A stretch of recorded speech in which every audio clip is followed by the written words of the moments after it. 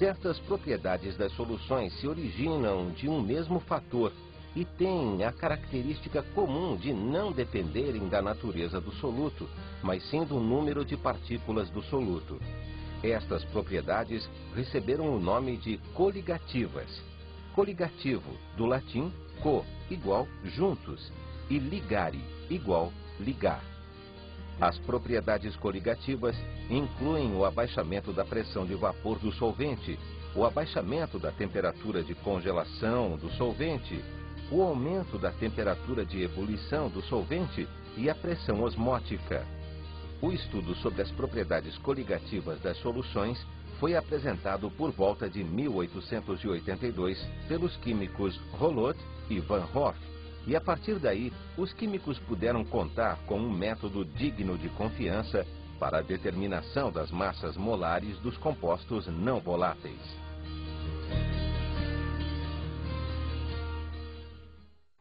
Bem, pessoal, como você ouviu no texto, o estudo de propriedades coligativas enriqueceu muito o nosso conhecimento sobre a estrutura da matéria. Fenômenos tais como ionização, dissociação, estrutura dos compostos iônicos se tornaram muito mais bem conhecidos. Assim sendo, essa aula para nós é super importante. E esse assunto, dependendo da região, é muito pedido. Precisamos aprender bem. Não vamos dar muita ênfase aos problemas com cálculos, mas vamos dar muita ênfase ao nosso conhecimento, ao nosso entendimento do aspecto qualitativo das propriedades coligativas. Bem, então agora, o que são as propriedades coligativas? Propriedades coligativas, afinal, o que é isso? Vem de coligare, junto, ligar, reunir, ou seja, depende da reunião de partículas, depende, em última análise, da concentração das partículas, depende de quantas partículas você tem num determinado volume. Ou seja, sem depender de quais são essas partículas, não importa se são moléculas ou íons, eu estou interessado realmente na concentração. Repara, vamos mais uma explicação, dessa vez vai ficar perfeito. Se eu tiver 1 mol de NaCl, eu tenho 2 mols de partículas, porque eu tenho 1 mol de Na+, e 1 mol de Cl-. Ou seja, para empatar com uma solução 1 molar de NaCl, eu preciso de uma solução 2 molar de glicose. Por quê? Porque a glicose é composto molecular. Consequentemente, a glicose não quebra em íons. Então, para ter 2 mols de moléculas de glicose, eu preciso de uma solução 2 molar. Bem, e quais são as propriedades coligativas? É o que nós vamos ver agora. Tonoscopia é o abaixamento da pressão de vapor do solvente. Repare uma coisa, se eu tenho uma solução, é mais difícil para a solução evaporar do que se o solvente estivesse puro. Mas isso eu vou te explicar com muito detalhe, não se preocupe. Vamos ver as próximas. A ebulioscopia estuda, analisa a elevação da temperatura de ebulição. Repare uma coisa, água pura ao nível do mar ferve a 100 graus Celsius. Se eu tiver uma água salgada, no mesmo nível do mar, ela vai ferver acima de 100 graus Celsius. Vai ter uma elevação da temperatura de ebulição. É isso que nós vamos estudar. A crioscopia analisa o abaixamento da temperatura de congelação de uma substância. Novamente, vamos exemplificar com água pura e água salgada.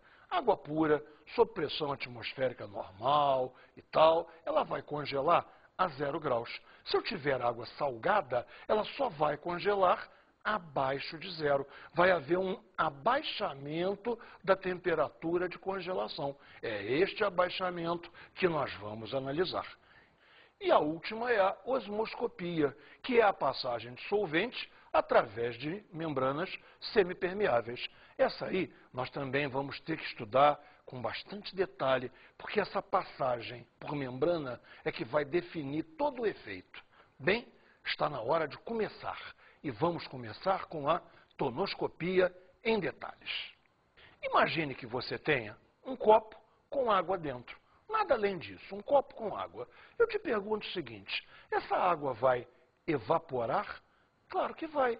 Um belo dia essa água pode secar e o copo ficar absolutamente sem água nenhuma? Claro que pode.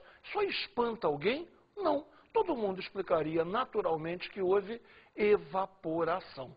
Mas o que muda se o meu copo for fechado? Vamos analisar com detalhe o esquema de um copo fechado. Repare, temos aqui um copo fechado. Vamos combinar o seguinte: nada sai. Ou seja, não há a menor possibilidade de que partículas escapem do interior desse copo. O que eu tenho aqui? Eu tenho água líquida. Essa água líquida está pronta para evaporar. Ela evapora, chega até a tampa. Bem, e o que acontece quando chega até a tampa? Bem, essa água vai condensar na tampa. É visível esse fenômeno? Visível provavelmente não é. Porque, veja, a velocidade de evaporação é baixa. Consequentemente, a velocidade de condensação também é baixa. Bem, chegará uma hora em que o que vai acontecer é o seguinte: a velocidade de evaporação empata com a velocidade de condensação e o nível daquele copo não muda mais. E aí temos um problema crítico. O que o leigo acha? O leigo acha que a água não evapora. Gente, dizer que a água não evapora de um copo fechado é atribuir inteligência à água. Quer dizer que a água viu que o copo é fechado, a água pensou que aí não dá para evaporar, e aí a água tomou uma decisão: não vou evaporar. Gente, água tão inteligente assim, só a nossa gotinha da química, a água. A substância real, a água, não tem essa inteligência toda, não. Então, veja, você tem, naquele esquema, um sistema de troca entre evaporação e condensação. E a coisa entra num equilíbrio. O vapor d'água que chegou a haver ali em cima, chegou ao seu nível máximo. Chamaremos a esse vapor d'água que está ali em cima, na quantidade máxima para aquela temperatura, nós vamos chamá-lo de vapores saturantes. Tá ok? Guardou esse nome? Vapor ou vapores, tanto faz, saturantes. Repare então que agora nós vamos começar a análise do fenômeno da ebulição. Então eu tenho agora nessa água, eu tenho um aquecimento aqui por baixo. E tenho, nós não tínhamos pensado nela, eu tenho a pressão atmosférica aqui, se contrapondo à saída de vapor. Suponha que o aquecimento foi tal que se criou aqui uma bolha de vapor. Para essa bolha de vapor ter condição de sair, a pressão dela tem que, pelo menos, igualar a pressão atmosférica. Pois enquanto a pressão atmosférica for maior que a pressão do vapor aqui nessa bolha, essa bolha simplesmente iria colapsar. Essa bolha simplesmente iria implodir, sumir e não sairia jamais. Ou seja, para que essa bolha tenha condição de sair, a condição é a seguinte: a temperatura em que eu estiver tem que gerar uma pressão de vapor tal que eu empate com a pressão atmosférica. Caramba, vê se você entendeu. Para a bolha conseguir sair, eu preciso que a pressão de vapor seja igual à pressão atmosférica. Ganhamos, então, uma definição completamente nova, na qual você não havia pensado antes, para temperatura de ebulição. Veja só, o que é temperatura de ebulição, então? É a temperatura em que a pressão de vapor iguala a pressão ambiente. Isso tem uma consequência importante. A pressão de vapor de qualquer substância na sua temperatura de ebulição é igual à pressão ambiente. Perfeito, Gotinha. Isso aí é verdade. Isso aí é muito importante em prova. Porque, veja bem, as pessoas não pensam assim. Imagine assim, eu estou pensando na pressão de vapor da acetona, que é elevada.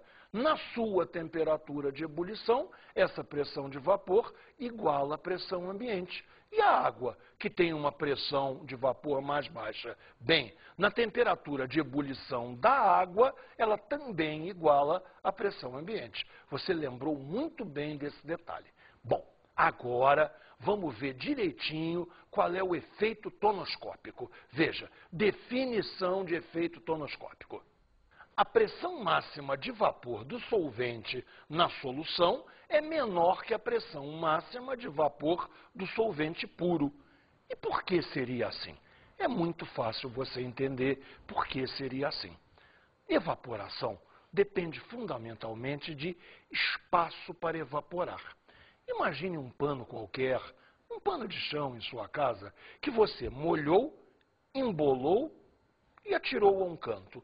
Ele vai permanecer dias molhado. Essa água vai levar muito tempo para evaporar e, consequentemente, o pano vai levar muito tempo para secar.